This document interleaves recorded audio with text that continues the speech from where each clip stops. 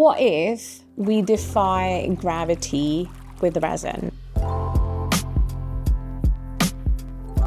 Okay, so we love ocean resin pieces around here. We've done a ton of those, but today I am pushing boundaries. What if resin water wasn't contained in art? What if it flowed? Like literally my channel's name is Flow Art by Jessica. So we're bringing back the flow in here. And I am sure you guys have seen all of these like water pieces people are making out of these molds. You don't need any molds. I am going to show you the easiest way to get this like water ripple effect in resin. You're gonna love me for it. So I was just getting set up for the pour and I realized I haven't introduced this new guy that I have on my table to you guys. So this is the Resiners Purair Lite, and he is so cute and kind of goes with the whole vibe around here, and I will at some point put googly eyes on him, as you do. So for this piece, I am using that AI image you saw earlier in my intro as reference, because apparently we've decided to compete with a robot now. Basically, it's going to start with a basic frame. This frame came with a canvas, but we're not using the canvas. Canvas is out. I am going to use some plastic, and before anyone asks, this is just regular plastic, like some that came from packaging that I just hoarded like a craft goblin. Now is when it starts getting a bit weird. We are going to be using some liquid latex. Nothing fancy, just standard off of Amazon. And I'm using this spongy brush situation to kind of just map out the area. But the magic is when you blow it and it starts to form ripples. So basically the awkward stage between where it's not thin and wet, but it's not fully dry, like it's just emotionally confused. That's when you want to go in and you want to blow on it. Now you could use a straw, you could use a heat gun on low heat setting. I'm using a blower, and basically it's just going to swirl it and push it and stretch it out and fold it, and this is where we start to build the water movement. The brush strokes are going to disappear and this is where it comes alive. Now once this is fully dry, I'm going to go in for a round 2. Technically you don't need to do a second layer, it just really depends on how much rippleage you want. Basically the more layers you add, like the thicker latex layers you add, the more sort of texture and movement you're going to get. I'm just going to do 2, like just enough for some drama, but not like a full tsunami. You've seen how this works now, so you do you. And once I'm happy with it, I'm just going to take this outside to make it dry sooner, because patience is basically a virtue that I don't possess. So I want to get to the resin ASAP. I've literally just poured my resin in my mixing cup and my Resiners Purair is already awake and judging me. Like instantly it is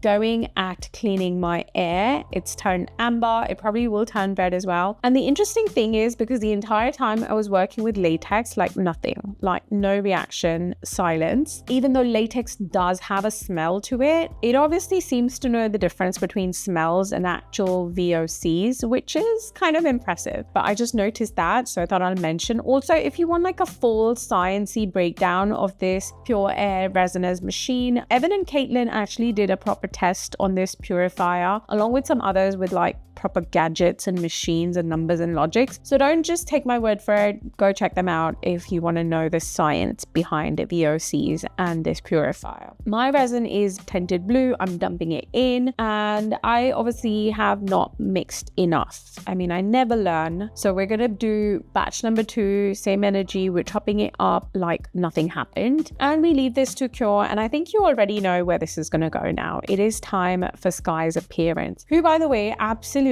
wanted nothing to do with me. He was mid-nap, fully unbothered, and like was basically just giving me the side eye, like almost like I personally offended him. Rude. But he did say, and I'm just the messenger here, you know, not to forget to like, comment and sub. I mean, so take it up with him. At this point, I thought the resin had cured, but it hadn't like fully cured yet. So like a sensible adult, I walked away. You're not Jessica.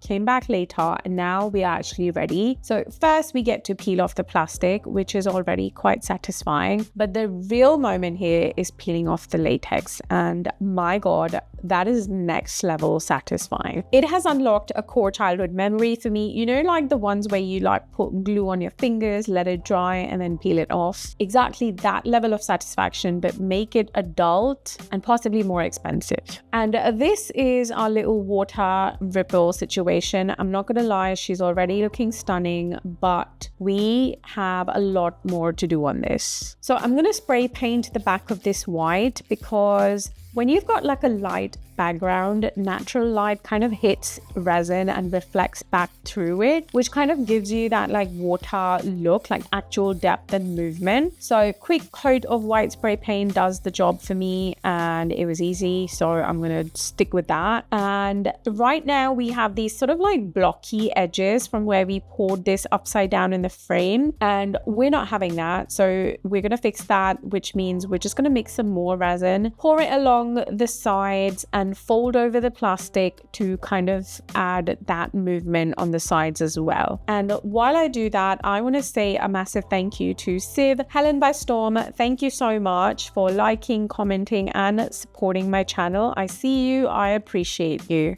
So while the resin is curing, I thought we'd take a moment to talk about these two machines. Now, I already had the OG Purair version from Resiners, and this is the Lite version that I've been using this time around. And I feel like it just makes sense now to compare the two side by side, because maybe then I can help you decide if you should get one of these and which one of these is best suited for you. Same core performance for both. They both detect VOCs from resin. They both have HEPA filters. I think the question is only about your space. Like if you have a larger room that you work with in resin, like a dedicated studio, a larger space, larger craft room, maybe this one is for you. If you have a smaller space, possibly like me, then this one is for you. Also, I feel like if you're a beginner, you're not probably doing larger pours and it's more portable and possibly more convenient. I do recommend getting one of these because Resin Fumes is real, and I will leave you discount links in the description below for both of these. Back to the project. Now, this on its own is looking stunning, but we're not here for nice, we're here for dramatic. So we are gonna bring out some UV resin, and I'm just gonna take all of it outside because the sun is out today, and why use a UV lamp when we have like the biggest UV lamp of all chilling in the sky? So yes, I'm gonna work outside, and the plastic has made yet another comeback. I've placed it at the back of the painting again, and all I'm gonna do is tint the UV resin and then start to pour like it's falling outside or spilling outside the frame, like it is refusing to stay contained.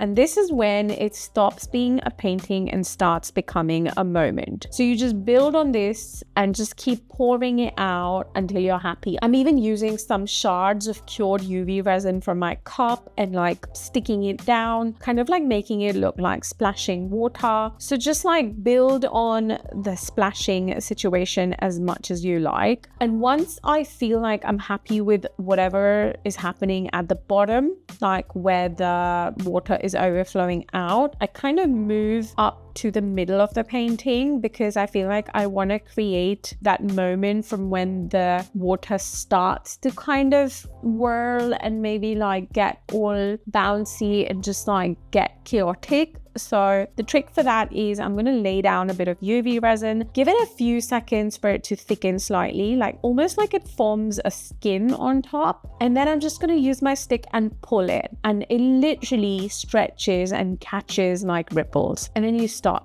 Like that is the magic. And I promise it is so easy and you will love me for this. Just keep going until your brain goes, yeah, this is it. And mine has officially said we're done. So once everything is fully cured, we peel the plastic one last time, bring our little water structure back in its frame. And to fix it in place, I'm using some glue. This one is white, but it dries clear. So again, like no precision, just trust and just let our water sit in there. Now I am ready for the dramatic reveal. I am genuinely obsessed with how this turned out. Yes, I use that word a lot, but I mean, look at it. It literally looks like water is escaping the frame. Like, it is one of those moments, you know, like if you snapped your fingers and you could like freeze time for a second, this is that moment. Like, I feel like a superhero. Like, I literally snapped my fingers and froze. Like, we've actually captured motion and just held it there. Like, I'm just gonna say it, I feel like we did a better job than the AI image. I mean, this feels real. Like, this looks like water. And before anyone asks, the whole ripple and splash structure is solid. It's not fragile. It's not going anywhere. It's not going to snap off because we build it in thick layers properly. It looks delicate, but it's actually quite strong. So if you made it to the end of this video, I am super grateful because this one is so special to me and I'm so happy to share it with you guys. I would love for you to try this and tell me how it worked for you. I can't even. Like,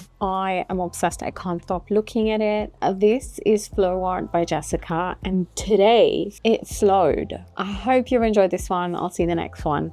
Bye. If you've enjoyed this video, YouTube thinks you will like these two, so go check them out.